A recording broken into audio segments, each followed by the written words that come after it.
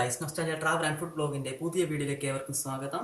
എൻ്റെ പേര് സ്റ്റെഫിൻ എസ് കുമാർ. അപ്പോൾ നമ്മൾ ഇന്നൊരു കുക്കിംഗ് വീഡിയോ ആണ് തയ്യാറാക്കുന്നത്. എൻ്റെ ഭാര്യയാണ് കൂടെയുള്ളത്, ശ്രീലക്ഷ്മി.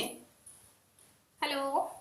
അപ്പോൾ ഇന്ന് ബ്രെഡും മുട്ടയും വെച്ച് സിമ്പിളായിട്ട് ചെയ്യാൻ പറ്റുന്ന ഒരു ഈവനിങ് സ്നാക്കാണ് റെഡിയാക്കാൻ പോകുന്നത്. ഒട്ടും സമയങ്ങളായി നമുക്ക് വീഡിയോയിലേക്ക് പോകാം.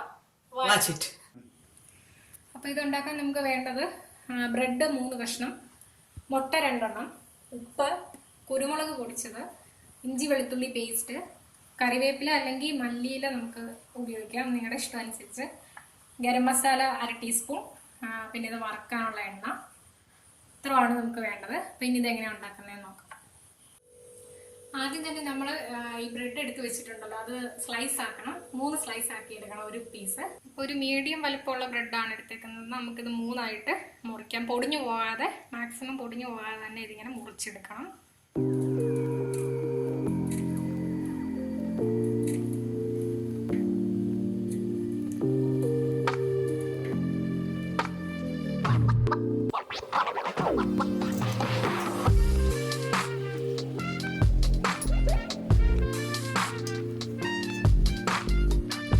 ഫ്രിഡ്ജിൽ വെച്ചിട്ട് എടുക്കുവാണെങ്കിൽ പെട്ടെന്ന് പൊടിഞ്ഞു പോകത്തില്ല. ഞാനിവിടെ ഫ്രിഡ്ജിൽ വെച്ചിട്ട് എടുത്ത ബ്രെഡാണ് ഉപയോഗിച്ചിരിക്കുന്നത്.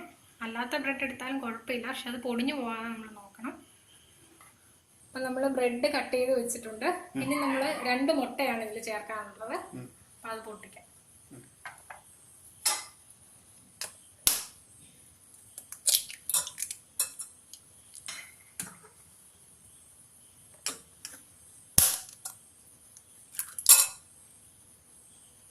ഇനി ഇതിലേക്ക് ആവശ്യമുള്ള സാധനങ്ങൾ എന്തൊക്കെയാണെന്ന് നോക്കാം. ഉപ്പ് 1 ടീസ്പൂൺ, ചെറുതാണ്, ചെറിയ ടീസ്പൂണാണ്.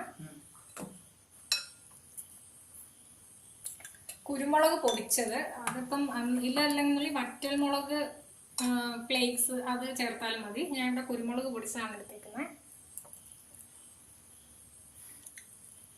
കുറച്ചുകൂടെ എരിവ് വേണമെന്നുണ്ടെങ്കിൽ അത് അഡ്ജസ്റ്റ് ചെയ്ത് ചേർക്കണം. ഇഞ്ചി വെളുത്തുള്ളി പേസ്റ്റ്,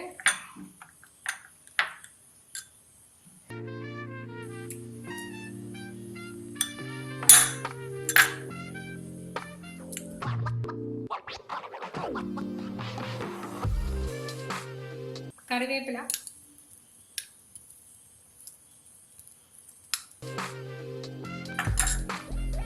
ഗരം മസാല 1/2 ടീസ്പൂണാണ്. അപ്പം മീറ്റ് മസാലയോ ചിക്കൻ മസാലയോ ഒക്കെയാണ് എടുക്കുന്നതെങ്കിൽ 1 ടീസ്പൂൺ വേണം. ഗരം മസാല ആയതുകൊണ്ട് 1/2 ടീസ്പൂൺ മതി. ഇനി നന്നായിട്ട് ഇളക്കണം.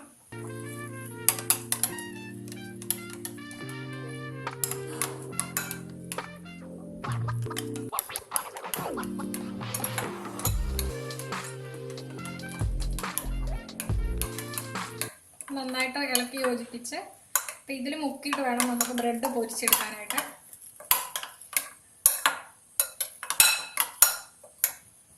ഇത് വറക്കാനായിട്ടുള്ള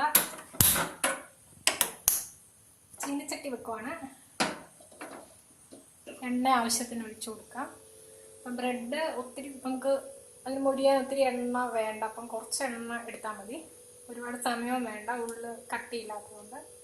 അപ്പം നമ്മൾ എണ്ണ ചൂടായതിനു ശേഷം നമ്മൾ മുറിച്ച് വെച്ചിരിക്കുന്ന ബ്രെഡിൻ്റെ കഷ്ണം എഗ് മിക്സറിൽ ഒന്ന് മുക്കിയെടുത്തിട്ട് ഒന്ന് ബ്രെഡ് ക്രംസിൽ കോട്ട് ചെയ്ത് എണ്ണയ്ക്കകത്തിട്ട് വറുത്തെടുക്കുകയാണ് ചെയ്യേണ്ടത്. അത് നമുക്ക് നോക്കാം. നമ്മുടെ ബ്രെഡ് ഒരു കഷ്ണം എടുത്ത് നമ്മൾ ഉണ്ടാക്കി വെച്ചിരിക്കുന്ന എഗ് മിക്സ്ചറിലൊന്ന് മുക്കി ഒരുപാട് നേരം ഡിപ്പ് ചെയ്ത് കഴിഞ്ഞാൽ ശരിക്കും അത് കുതിർന്നു പോകാനായിട്ടുള്ള ചാൻസ് ഉണ്ട്. അപ്പം നമ്മൾ ഒരുപാട് സമയം എടുക്കാതെ അതിന് ശേഷം ബ്രെഡ് ക്രംസിലൊന്ന് മുക്കിയെടുത്ത് എല്ലായിടത്തും ഒരുപോലെ കിട്ടുന്നത് പോലെ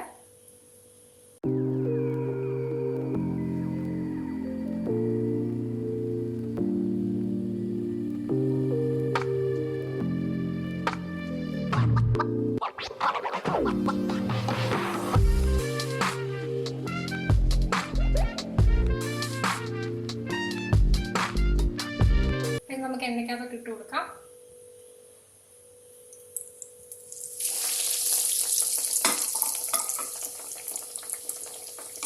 ബ്രെഡ് ആയതുകൊണ്ട് തന്നെ നമുക്ക് ഇതിന് ഒത്തിരി വേവില്ല. ഒരു ഗോൾഡൻ ബ്രൗൺ കളറായിട്ട് എടുക്കണം നമ്മൾ.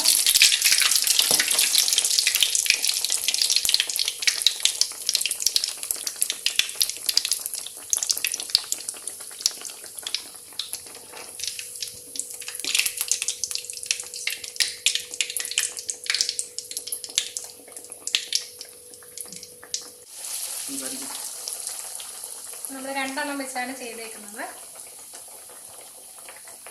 ഒരു ഗോൾഡൻ ബ്രൗൺ കളർ ആവുന്നിടം വരെ നമ്മൾ നോക്കി ഇത് ഒത്തിരി കരിഞ്ഞു പോകാതെ തന്നെ എടുക്കണം.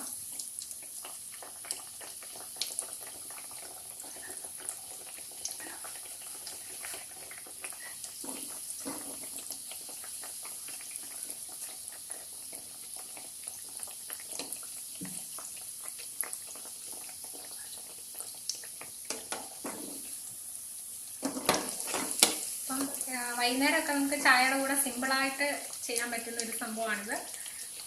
അപ്പോൾ കുട്ടികൾക്കും മുതിർന്നവർക്കും ഒരുപോലെ ഇഷ്ടപ്പെടും.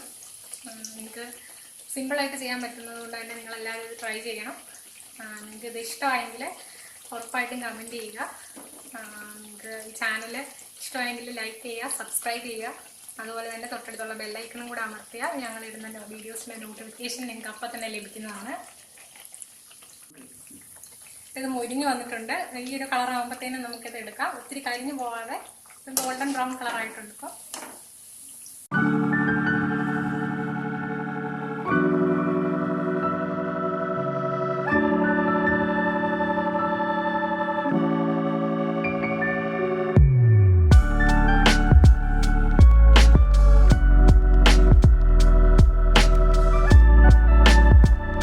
ബ്രെഡ് റോസ്റ്റ് റെഡി ആയി കഴിഞ്ഞിരിക്കുന്നു. അപ്പം നമുക്ക് ഒന്ന് ടേസ്റ്റ് ചെയ്ത് നോക്കാം. അപ്പോൾ ആദ്യം തന്നെ എൻ്റെ വൈഫിന് ഞാൻ കൊടുത്ത് നോക്കുകയാണ് എങ്ങനെയുണ്ടെന്ന് അറിയാൻ വേണ്ടിയിട്ട്. എങ്ങനെയുണ്ട്? ഞാൻ ടേസ്റ്റ് തന്നെ എൻ്റെ ക്രിസ്പിയാണോ? നമുക്കപ്പോൾ ഒന്ന് കഴിച്ചു നോക്കാം. സൂപ്പർ.